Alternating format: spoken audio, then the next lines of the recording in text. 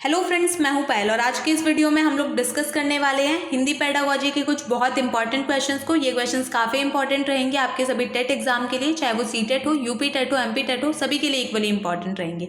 एक एक करके हम इन क्वेश्चंस को देख लेते हैं। पहला क्वेश्चन है, भाषा सीखने का उद्देश्य है। भाषा सीखने का क्या उद्देश्य है? देखिए, भाषा सीखने का मेन उद्देश्य या मेन मोटिव यही होता है कि हम हर स्थिति में भाषा का प्रयोग कर लें। यानी कि अगर कोई छोटा बच्चा है, उसको भूख लगी है, तो वो अपनी ज़रूरत को बताने के लिए कि हाँ भाई मैं भूखा हूँ, भाषा का प्रयोग कर सके। हर परिस्थिति में हम लोग भाषा का प्रयोग कर लें, ये भाषा का मेन उद्देश्य होता है। किसी भी परिस्थिति में अगर मैं हूँ तो मैं अपने विचारों को दूसरे तक पहुँचा सकूँ, यही भाषा सीखने का मेन उद्देश्य है। तो इसका ए ऑप्शन जो है वो बिल्कुल सही आंसर हो जाएगा कि भाषा सीखने का उद्देश्य है प्रत्येक स्थिति में भाषा का प्रयोग कर पाना। ठीक है, सेकंड क्वेश्चन की तरफ चलते हैं। बच्चों के भाषाई विकास में समाज की महत्वपूर्ण भूमिका होती है, ये विचार किसका है? तो देखिए, आपको पता है कि समाज को या समाज के साथ अंत्यक्रिया को सबसे ज़्यादा महत्वपूर्ण माना है वाइगॉस्की ने। वाइगॉस्की कहते हैं कि समाज में रहकर ही, समाज के बीच रहकर ही, समाज के लोगों के साथ अंत्यक्रिया करके ही किसी बच्चे का विकास होता है या कोई बच्चा कोई चीज़ सीख सकता है। समाज से हटकर या समाज से अलग होकर किसी भी बच्चे का किसी तरीके का विकास नहीं हो सकता, चाहे वो संज्ञानात्मक विकास हो, चाहे वो भाषाई विकास हो, कैसा भी विकास हो। ठीक है, तो समाज के साथ अंत्यक्रिया बहुत इंपॉर्टेंट है। तो आपको पता चल गया कि बच्चों के भाषाई विकास में समाज की महत्वपूर्ण भूमिका है। ये विचार है वाइगॉस्की का। डी ऑप्शन आपको दिख जाएगा वाइगॉस्की, क्योंकि वाइगॉस्की बहुत ज़्यादा इंपॉर्टेंट मानते हैं समाज को, समाज के साथ अंत्यक्रिया को। ठीक है, थर्ड क्वेश्चन देखते हैं। विद्यार्थियों का भाषाई विकास समग्रता से हो सके, यानी पूरी तरीके से, अच्छी तरीके से हो सके, इसके लिए सबसे ज़्यादा उपयुक्त अनुशंसा क्या होगी? ए है शब्दकोश और विश्वकोश के प्रयोग की। तो देखिए, ऐसा नहीं है कि अगर हम डिक्शनरी का यूज़ कर लेंगे तो हमारा भाषा विकास बहुत अच्छा हो जाएगा। भाषा प्रयोग के विविध अवसरों की ये भी इतना ज़्यादा ठीक नहीं है, क्योंकि अवसरों की हमें ज़रूरत पड़ती है, लेकिन भाषा का विकास समग्रता से करना है तो सबसे ज़्यादा ज़रूरत पड़ेगी सतत और व्यापक आकलन की, जो कि आपको सी ऑप्शन में दिख रहा है, सतत और व्यापक मूल्यांकन, है ना, सीसी। इसकी सबसे ज़्यादा जो है इंपॉर्टेंस होती है, सबसे ज़्यादा ये जो है इंपॉर्टेंट होगा, सतत और व्यापक मूल्यांकन, यानी कि विद्यार्थी के हर पक्ष का मूल्यांकन, है ना, विद्यार्थी के लगातार मूल्यांकन और हर पक्ष का मूल्यांकन करना बहुत ज़्यादा इंपॉर्टेंट होता है। तो सी ऑप्शन आपका सही हो जाएगा। फोर्थ क्वेश्चन देखिए, लिखित भाषा का प्रयोग, लिखित भाषा का प्रयोग केवल प्रतिवेदन लेखन के लिए किया जाता है? तो ऐसा तो बिल्कुल भी नहीं है, और भी बहुत सारे काम है लिखित भाषा के। कार्यालयिक कार्यों के लिए किया जाता है? तो ऐसा भी नहीं है, कार्यालयों के अलावा भी बहुत सारे चीज़ों के लिए लिखित भाषा का हम लोग प्रयोग करते हैं। अगर मैं घर पर बैठ के किसी को चिट्ठी लिख रही हूँ तो वो कोई कार्यालय का तो काम नहीं है। सी ऑप्शन है अपनी अभिव्यक्ति के लिए किया जाता है। ये बिल्कुल सही ऑप्शन होगा कि लिखित भाषा का प्रयोग अपनी अभिव्यक्ति के लिए किया जाता है। जैसे कि अगर मैं किसी को चिट्ठी लिख के भेज रही हूँ तो वह मैं अपनी विचारों को अभिव्यक्त कर रही हूँ, है ना, कि मैं किस परिस्थिति में हूँ या मेरी क्या ज़रूरतें हैं, उसको मैं अपनी चिट्ठी में लिख के दूसरे लोगों तक पहुँचा रही हूँ। तो ये है कि अपनी अभिव्यक्ति के लिए लिखित भाषा का प्रयोग जो है किया जाता है। तो फोर्थ क्वेश्चन आपका सबसे ज़्यादा सही हो जाएगा।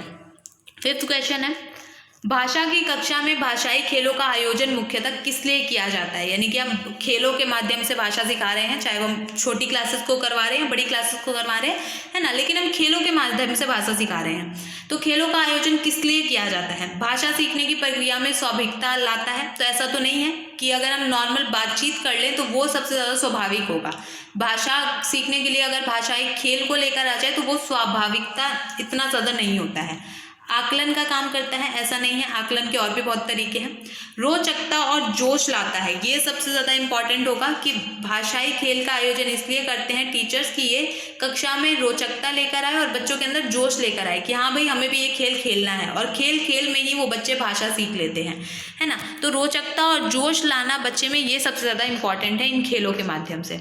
सिक्स्थ क्वेश्चन है, कविता कहानियों पर चर्चा करने और प्रश्न पूछने का उद्देश्य भाषा की विभिन्न छटाओं का अनुभव कराना है, कि हम भाषा की विभिन्न छटाओं को दिखा दें कि भाई कविता कैसी होती है, कहानी कैसी होती है, उपन्यास कैसा होता है। भी है कि कल्पना शक्ति का पोषण करना है। तो सबसे ज़्यादा जो मेन होता है कविता कहानी का उद्देश्य वो यही होता है कि बच्चे की कल्पनाशीलता का पोषण हो सके, है ना, बच्चे की कल्पना शक्ति का विकास हो सके। क्योंकि अगर हम कहानी कहने के बाद कुछ क्वेश्चन पूछ रहे हैं तो वो क्वेश्चन ओपन एंडेड हो सकते हैं, यानी कि मुक्त अंत प्रश्न हो सकते हैं जिसका कोई भी आंसर हो सकता है जो बच्चे अपने आप सोच रहे हैं। तो यहाँ पे बच्चे की कल्पना शक्ति का विकास होगा, बच्चा कल्पना करेगा कि अच्छा भाई इसका मैं क्या आंसर बोलूँ, इसका क्या आंसर बेहतर हो सकता है।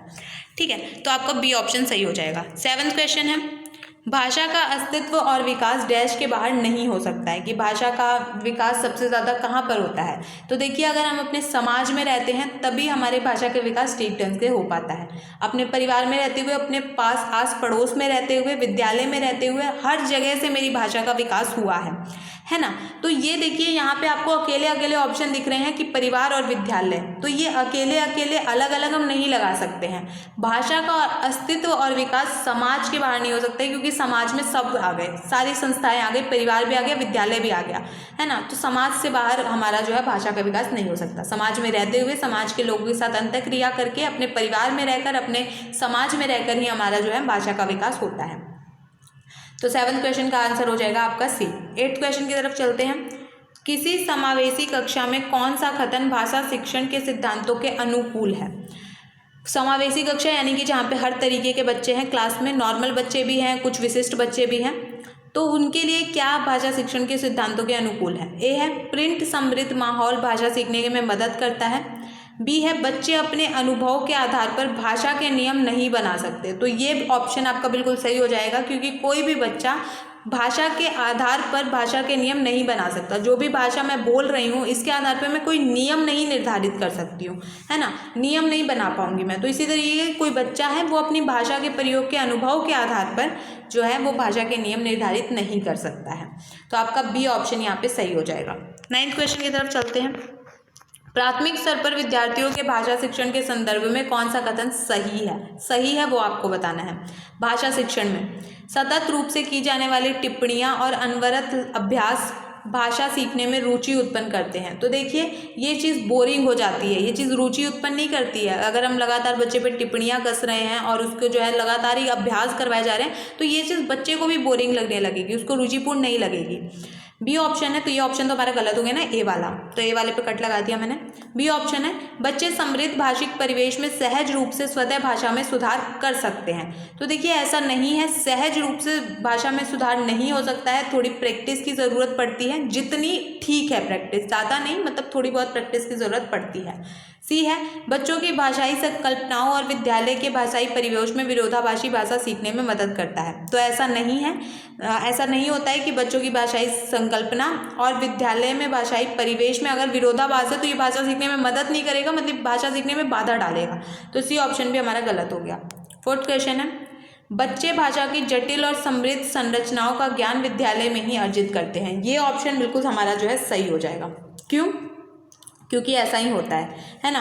विद्यालय में जाके ही जब हमको जो है हम अब ज़्यादा से ज़्यादा बच्चों से मिलने लगते हैं, ज़्यादा से ज़्यादा बच्चों के साथ इंटरेक्शन करने लगते हैं, तो हम भाषा के समृद्ध रूप को हम समझ पाते हैं कि भाषा का समृद्ध रूप क्या है। तो 9वां क्वेश्चन का आपका आंसर हो जाएगा डी वाला। 10th की तरफ चलते हैं। प्राथमिक स्तर की कक्षा में भिन्न भिन्न प्रांतों के अलग अलग भाषा बोलने वाले बच्चों का नामांकन हुआ है, यानी कि अलग अलग प्रांतों के बच्चे आए हैं, वो लोग अलग अलग भाषा बोलते हैं। ऐसी स्थिति में भाषा की कक्षा बच्चों के भाषाई विकास के संदर्भ में जटिल चुनौती के रूप में सामने आती है। तो ऐसा तो है ही, जटिल चुनौती के रूप में सामने आती ही हैं। बी ऑप्शन है, अवरोध ही प्रस्तुत करती है। तो ये भी एक तरीके से सही है। बहुत बड़ी समस्या बन जाती है, तो देखिए ये बिल्कुल सही होगा कि बहुत बड़ी समस्या ये जो चीज़ है वो साबित होती है। क्यों? क्योंकि अगर अलग अलग प्रांतों के बच्चे हैं तो एक छोटे बच्चे को बहुत ज़्यादा दिक्कत हो जाएगी दूसरे बच्चों के साथ इंटरेक्शन करने में, है ना, उसको बहुत ज़्यादा दिक्कत आएगी। तो सबसे ज़्यादा सही ऑप्शन जो है वो सी है, क्योंकि ये इस बात को सबसे सही ढंग से प्रस्तुत कर रहा है। जटिल चुनौती या अवरोध के से भी ज़्यादा जो सही कथन है वो है कि बहुत बड़ी समस्या ये चीज़ बन जाती है।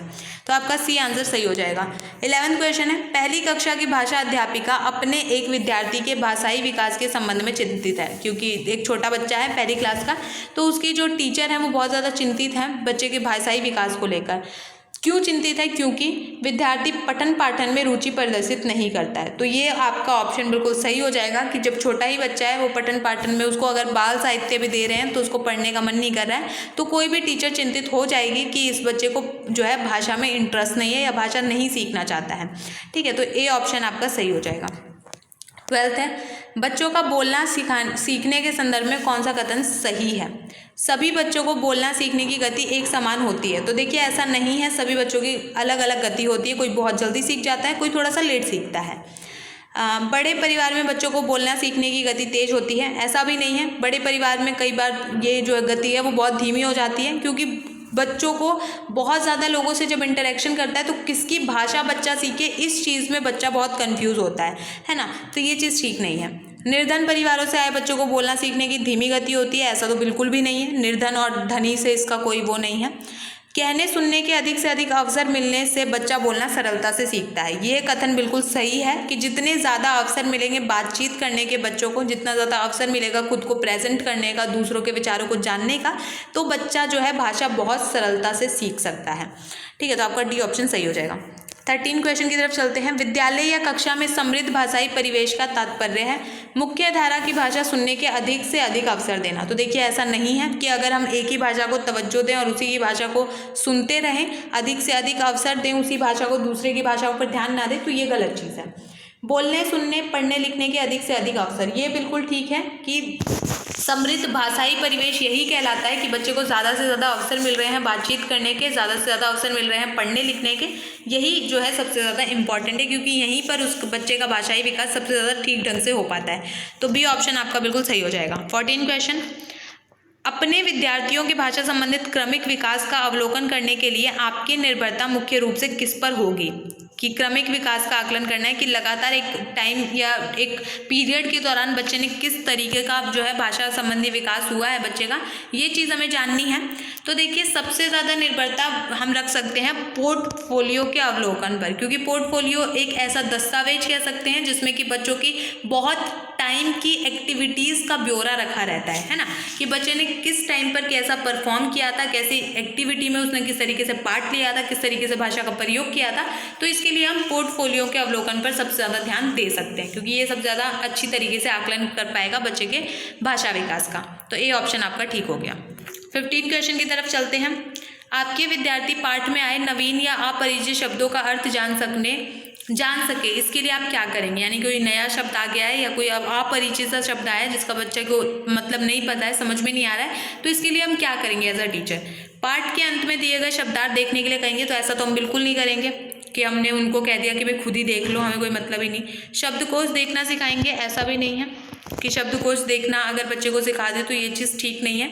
शब्द का अर्थ लिखकर बताएंगे? देखिए ये सबसे ज़्यादा सही ऑप्शन है कि हम बच्चे को शब्द का अर्थ लिखकर बताएंगे कि कौन से शब्द का क्या अर्थ है ना, क्योंकि कोई नया शब्द है तो बच्चा उस नए शब्द को सीखने में उसको दिक्कत आती है या नहीं सीख पाता है, तो शब्द का अर्थ लिखकर बताना सबसे ज़्यादा सही रहता है, सबसे ज़्यादा उपयुक्त रहता है। तो सी ऑप्शन आपका सही हो जाएगा। ठीक है, तो इस जो ये क्वेश्चन थे हमारे पूरे हो गए हैं हिंदी पेडागोजी के, और अगर आपको कोई डाउट होता है तो आप मेरे से नीचे कमेंट में पूछ सकते हैं। चलिए, थैंक यू सो मच।